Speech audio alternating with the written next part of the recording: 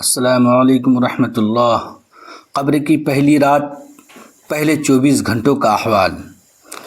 رسول اکرم صلی اللہ تعالی وسلم نے ارشاد فرمایا کہ قبروں پر ایک فرشتہ متعین ہے۔ جب میت کو دفن کر دیا جاتا ہے اور لوگ واپس جانے کے لیے مڑتے ہیں تو وہ فرشتہ قبر سے ایک مٹھی بھر مٹی لے کر لوگوں پر پھینک دیتا ہے اور کہتا ہے، بسم اللہ الرحمن الرحیم، اپنی دنیا کی طرف واپس چلے جاؤ اور اپنے مرنے والے کو بھول جاؤ۔ قبر کی پہلی رات میں کیا ہوتا ہے؟ حضرت علی رضی اللہ تعالی عنہ نے فرمایا کہ میں نے رسول اکرم صلی اللہ تعالی علیہ وسلم کو فرماتے ہوئے سنا کہ انسان کی مشکل ترین رات قبر کی پہلی رات ہوتی ہے، کیونکہ اس کے دوست احباب، رشتہ دار اور اولاد اسے دفنا کر چلے جاتے ہیں تو وہ انسان روتا رہتا ہے۔ وہ ہر ایک دوست کے پاس جا کر اسے روکنے کی کوشش کرتا ہے کہ مجھے چھوڑ کر نہ جاؤ، لیکن افسوس کہ اس کی آواز کوئی نہیں سن پاتا۔ چنانچہ قبرستان میں ہر کوئی اکیلا رہ جاتا ہے۔ تب اس کا سامنا ان فرشتوں سے ہوتا ہے جو اس کے اعمال کی شکل میں اس کے سامنے آتے ہیں۔ اب وہ کس شکل میں ہوں گے، اچھے یا برے، اس بارے میں کوئی کچھ نہیں کہہ سکتا۔ وہ فرشتے اس سے اس دنیا میں گزری ہوئی زندگی کے متعلق سوالات کریں گے، جن کے جوابات ان کی زندگی کے اعمال میں موجود ہوتے ہیں جب تک وہ سانس لے رہا ہوتا ہے۔ ایک حدیث پاک کا مفہوم کچھ اس طرح ہے کہ رسول اکرم صلی اللہ تعالی علیہ وسلم نے ارشاد فرمایا، تم قبرستان جایا کرو، کیونکہ قبرستان موت کو یاد دلاتے ہیں۔ آپ صلی اللہ تعالی علیہ وسلم نے فرمایا کہ میں نے اپنے رب سے اپنی والدہ کی قبر پر جانے کی اجازت مانگی تھی،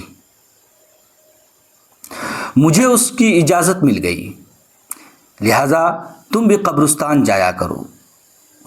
اس سے دنیا سے بے رغبتی پیدا ہوتی ہے اور آخرت یاد آتی ہے۔ حضرت سیدنا سعید بن مسیب رضی اللہ تعالیٰ عنہ فرماتے ہیں کہ ایک مرتبہ ہم حضرت علی المرتضیٰ وجہ الکریم کے ہمراہ مدینہ منورہ کے قبرستان گئے۔ حضرت علی کرم اللہ وجہہ نے قبر والوں کو سلام کیا اور فرمایا، اے قبر والو،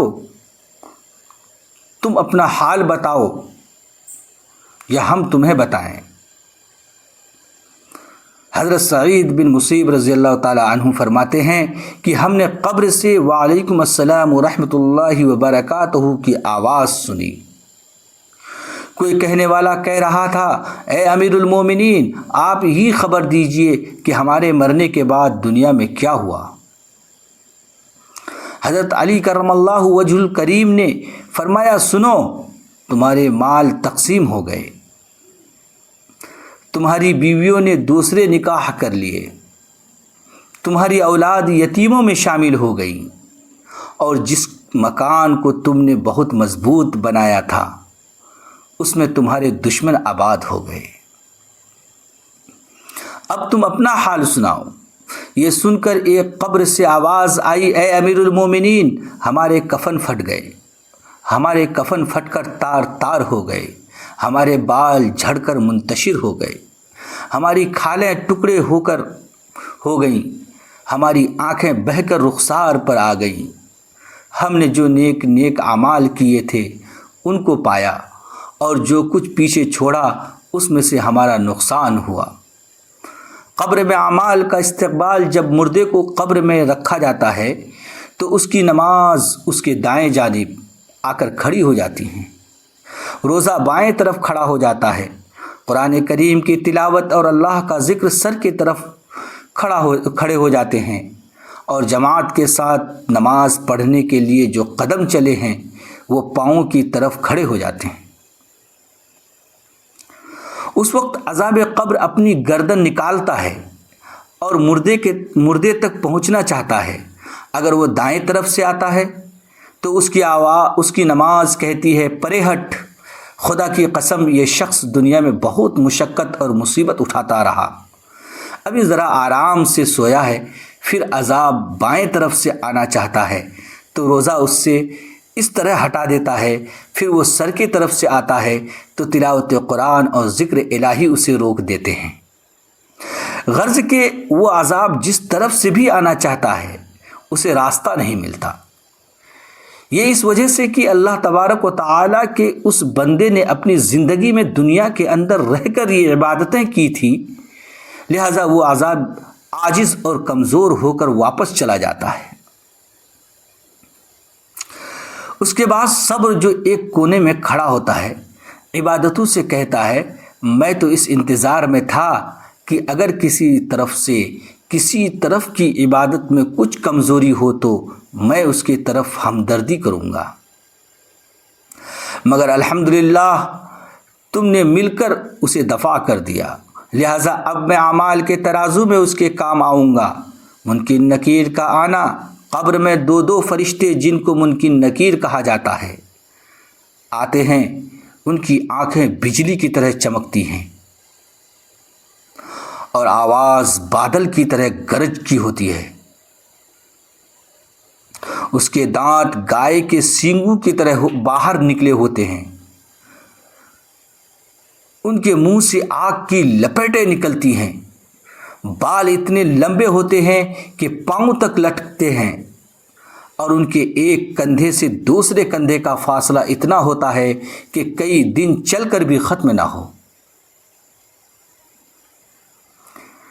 مہربانی اور نرمی ان کے پاس سے بھی نہیں گزرتی، لیکن سختی کا معاملہ وہ مومنوں کے ساتھ نہیں کرتے۔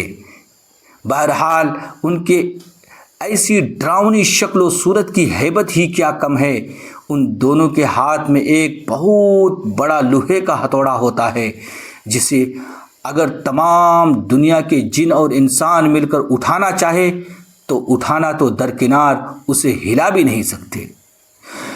وہ آ کر مردے سے کہتے ہیں بیٹھ جا، مردہ ایک دم اٹھ کر بیٹھ جاتا ہے اور اس کا کفن اس کے سر سے نیچے سڑک جاتا ہے۔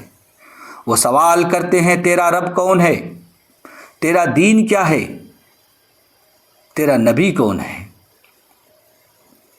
نیک بندے کا جواب اگر مردہ نیک ہوتا ہے تو وہ کہتا ہے میرا رب اللہ ہے جو وحدہ لا شریک ہے، میرا دین اسلام ہے اور میرے نبی حضرت محمد صلی اللہ تعالی علیہ وسلم ہیں۔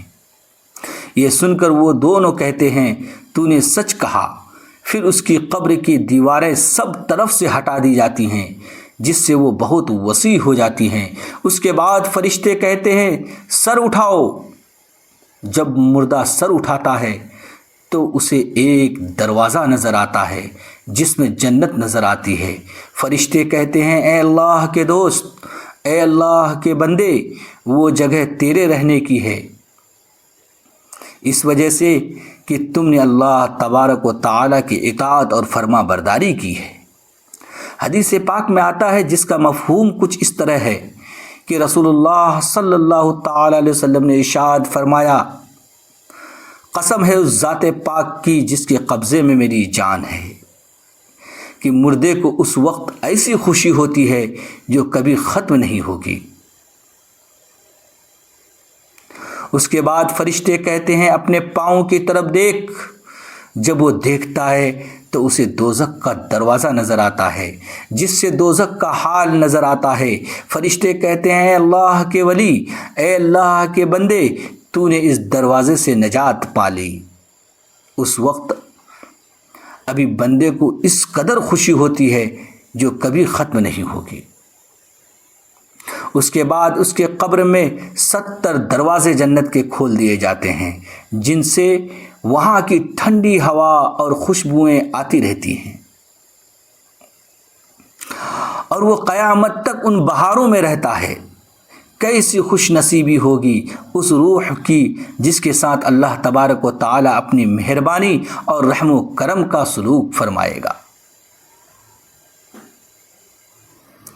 نافرمان بندے کا انجام، جب نافرمانی کرنے والا قبر میں رکھا جاتا ہے تو قبر اس کے لیے اتنی تنگ ہو جاتی ہے کہ اس کی پسلیاں دوسری طرف کی پسلیوں میں گھس جاتی ہیں، اس پر کالے سانپ مسلط کر دیے جاتے ہیں۔ جو اس کی ناک اور پاؤں سے کاٹنا شروع کرتے ہیں یہاں تک کہ دونوں کی طرف سے دونوں کے سانپ درمیان میں آ کر مل جاتے ہیں۔ پھر اس کے پاس 2 فرشتے جن کا نام منکر نکیر ہے قبر میں آتے ہیں۔ وہ پوچھتے ہیں تیرا رب کون ہے، تیرا دین کیا ہے، تیرا نبی کون ہے؟